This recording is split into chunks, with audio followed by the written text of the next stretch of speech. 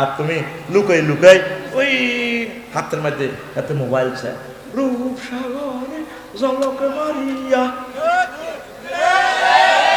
কে বলে রূপসাগরে জলক মারে?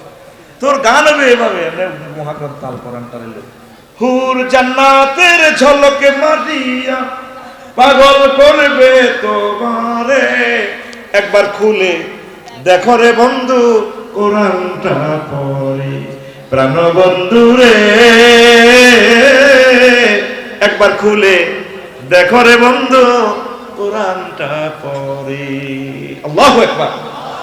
আহা, প্রতিদিন একটা আয়াত পড়েন, প্রয়োজনে এক সপ্তাহ একটা আয়াত অর্থ সহ শিখবেন।